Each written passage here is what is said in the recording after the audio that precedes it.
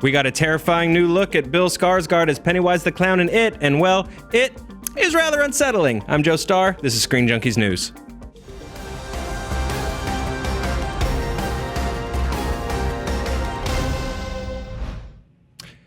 Guys, let me take you back to 1990. You're a kid. The Simpsons are just starting off. Kurt down the street keeps insisting he has the G.I. Joe aircraft carrier, and you're like, dude, no one actually owns that. You're a liar. Disney Afternoon has premiered, and then bam, Stephen King's It comes on TV, and Pennywise the Demon Clown straight murks your childhood. And now they're remaking that nightmare. So with our first official look at Bill Skarsgård in the film as Pennywise and a breakdown of the trailer that premiered at South by Southwest, we are finally getting an idea of how terrifying this film could be. Here to help me tell these ghost stories are our own Dan Merle and Danielle Radford, who I understand are huge clown fans, just in general. Both love clowns. No, I don't mess with clowns. Nope. I don't cotton to clowns. So this is you two are great for this panel. Then I feel Perfect. like so first things first. Let's take a look at this teaser image. This was provided by Empire. This is our first look at Pennywise the Clown in the sewer. So yeah, you guys aren't happy with this, right? No. What so let's talk. Yeah. Here's him in the sewer. This is what we got. Yeah. This is a great sort of hinting shot. Any thoughts on this new Pennywise versus Tim Curry's classic? Or Well, the first thing I think is he looks like the evil grown-up version of that berries and cream lad. Yeah. Oh God. Yes, he does. Yeah, no, I don't. I mean, he is. I don't like him, so he's doing his job.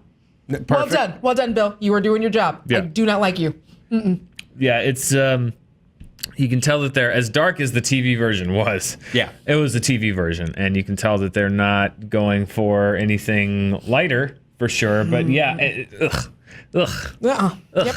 I just don't like clowns. Yeah, Clowns are the worst. I don't like nice clowns, so I'm definitely not gonna like that this clown. Yeah. I hate that. If you can go back to the very first the full body image, like that they went with that like sort of weird old timey like that looks horrifying. That looks like the Red Triangle Gang from Batman Returns taken to 11. Yeah. I don't like either of them. No. in comparison, honestly. And you can't beat Tim Curry. You're not gonna. I don't think you're not gonna win going with the kind of, I think, camp that he tried to bring to that role, because he did that so well. So I think you have to go sinister and super duper evil, because you're not gonna out Curry. Yeah. No. Well, and speaking of Curry, there's been a little bit of backlash to this remake because people sort of feel like Tim Curry's performance is the reason that the original It stands out and was so good. So what can the filmmakers do to sort of make this performance stand out and work? I think it helps, like you said, like the costume change is a huge help. Having him be that, and he already the physicality that he has, where he's just real, not just looking super obviously sinister, but also the way that he's kind of contorting his body. And I think that that's something you can do when you have a costume that is a little bit more form-fitting the way that his is. You can really get into some of that real, I mean, obviously he's got the scary clown face and that'll be scary forever, but if you can also do scary clown body stuff, then if you got some weird Slender Man going in the... That's my Slender Man impression. It's just this. That's how I tell ghost stories to children. And then, so Skarsgård had this to say: Tim Curry's performance was truly great, but it's important for me to do something different because of that. I'll never be able to make a Tim Curry performance as good as Tim Curry, which could also just go in acting textbooks in general. Like, you can't do a Tim Curry. The other thing is that where there's some room for this is that the movie actually has room for improvement, because the TV version, as beloved as it is, if you think about it, the parts that you like are all from the first half.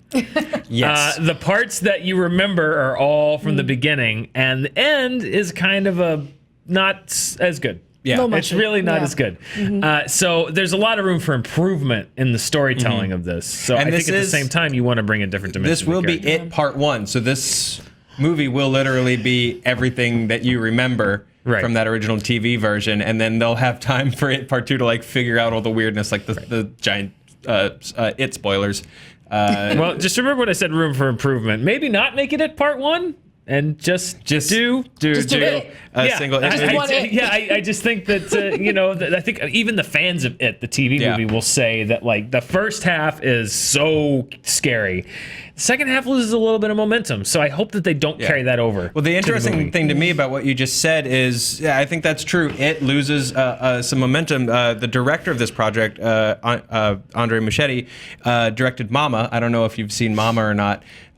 Is really scary, and this is my own opinion. I thought it worked really, really well, and then kind of drops the ball in the end. So I'm interested. Those are that's sort of a combination of two things. So hopefully they can sort of, from beginning to end, sort of make this movie work, because it is a weird story. Yeah. Even once you get past the clown. We also have a trailer description from Bloody Disgusting, who are out at South by. We won't try to break that down because that's just like sort of blocks of text. But from from what you guys read about, what sort of stood out to you from the description the most? Well, there was that moment where the kid's like, "We all float here," and like, that sounds super terrifying. Yeah, that nice classic It moment. Yeah. Hitting that button right, Dan. Well, and there's also the referring back to the sink scene. Yeah. With the in the TV version, it's the balloon that blows up and it explodes, and there's just blood goes everywhere. Apparently, it's even more heightened in this version. But I mean, again, that's that kind of effect, that atmosphere that you can bring. And what I hope they're going to do is kind of pay homage to these scenes that we know, but do something different than them. Don't just reenact the original movie, because again, Tim Curry's performance obviously huge, but the original It is not some kind of like sacrosanct right. You don't need a masterpiece. 1-1. Yeah, exactly. Yeah, and Muschietti has also said, this book is so well read in this movie, so a lot of the things, like you saw in the footage, there's like in the original TV movie, there's like a mummy, and he takes the forms of some things. They're going to be changing a lot of that kind of stuff to kind of keep the audience surprised and sort of keep them on their toes, which I think is a absolutely great idea. So, in honor of this movie, which ruined a lot of childhoods and put a lot of people in a lot of therapy, what other horror movies ruined your childhoods? Mine wasn't a horror movie. The reason I do not like, and I know it's so hacked, to be like, oh, I don't like clowns. I don't like clowns because of Pee-wee's Big Adventure and that scene with the nope. Yep, there it is. There we go. Nope. This ruined both horror movies and clowns for me because I was a huge into Pee-wee's Big Adventure. It's also why you hate doctors. Yes. Clowns, doctors, bicycles, anything in general. Dudes dressed in horrible devil costumes. Yes. It's awful. It's terrible. And it was combined with, like, there was also a place called the B&I back in Tacoma that would have these clowns that would guard the doors, and they were badly drawn and misshapen. Ooh. So those two, and they would always like, you have to go, you have to leave, or whatever. And it was like the combination of those two things ruined my entire life. And it's not just that scene of Pee-wee's Big Adventure. There's the mechanical clown that when it gets stolen, it comes back and it's like, and then I don't know if we have it in that where you're just seeing the money shot. Really, for me, just the real F let's scar your psyche forever is when the doctor pulls his mask down. If we have it, I want to see it. There yes, you go. This was the moment right here. Yeah, there you go. Thank you, Pee-wee, for scarring me for life. There you go.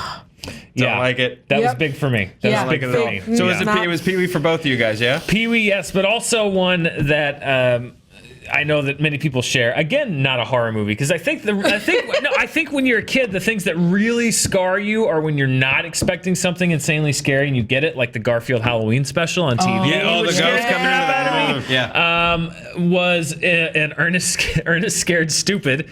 Thank you. I loved the Ernest movies when I was a kid. Ernest Goes to Camp, Ernest Goes to Jail, He Saves Christmas. All right, Ernest Scared Stupid's got these trolls, and they take little kids and they turn them into like wooden statues. And there's a scene that affected my sleeping habits forever when I was a kid, where one of the kids is in bed and they roll over and there's a effing troll next to them, and I swear to you, I would not sleep if there was a opening behind me. I would not sleep with my back to it when I was a kid. It scared the bejesus out of me. So yeah, thanks, Ernest.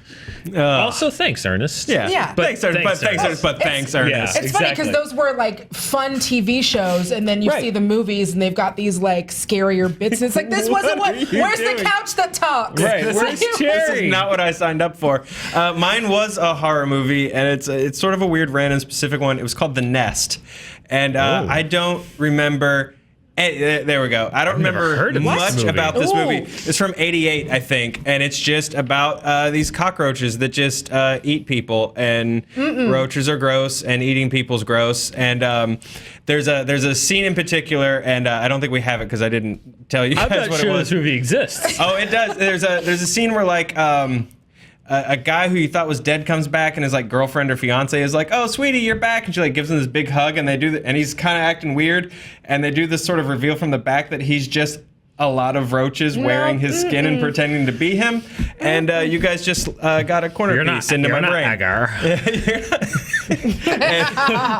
That movie freaked me out forever. I was way too young when I saw it. I was born in '81. I saw it, I think, when it came out in The Nest. Wow. Yeah. All right. That missed me Nest. completely. Oh man, there's nothing like that weird "I got bugs on me" thing. Yeah. Well, guys, let's. I'm glad we got all this therapy sort of out. Yeah, it's nice. Yeah, it's nice. It was very. So we'll all go see it together and Cringe at Clowns together. It'll be fun. Yes, it'll make us stronger. Yes, make us stronger, guys. Internet, we want to know. What film scared you guys the most as a kid? Show us your scars. Let us know in the comments. Click around here for more internet.